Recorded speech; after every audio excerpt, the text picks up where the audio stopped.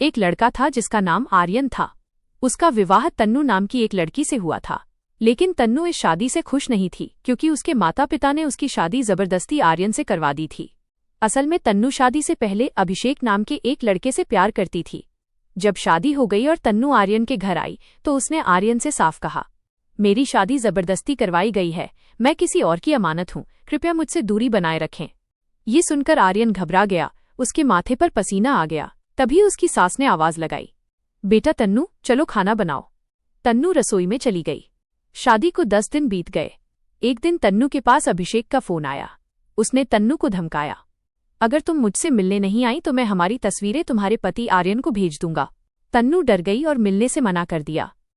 गुस्से में अभिषेक ने उनकी तस्वीरें आर्यन के फोन पर भेज दीं। आर्यन तन्नू से बहुत प्यार करता था। उसने तस्वीरें देखकर कुछ नहीं कहा, बस शांत रहा। उसने तन्नू को समझाया, जो हुआ उसे भूल जाओ, अब हम दोनों एक नई जिंदगी शुरू करते हैं। लेकिन तन्नू फिर भी आर्यन से दूरी बनाए रखती रही। एक दिन फिर अभिषेक का फोन आया, अगर तुम अपने मायके नहीं आई तो मैं तुम्हारी तस्वीरों के पोस्टर बनवाकर तुम्हारे घर और चौक चौराहे पर लगवा दूंगा। आर्यन ये सब सुन लेता है। अगले दिन जब वो बाहर निकलता है तो देखता है कि तन्नू और अभिषेक की तस्वीरों के पोस्टर उसके घर और मोहल्ले में लगे हैं। आर्यन बिना कुछ कहे उन पोस्टरों को फाड़ देता है। ये देखकर तन्नू को अपनी गलती का एहसास होता है। उसे समझ आता है कि उसने अभिषेक से प्यार करके बहुत बड़ी भूल की थी। फिर तन्नू हिम्मत जुटाती है और अभिषेक के खिलाफ पुलिस में शिकायत दर्ज करवाती है। अभिषेक को भारतीय न्याय संहिता BNS की धारा 354 के तहत 2 साल की जेल की सजा होती है।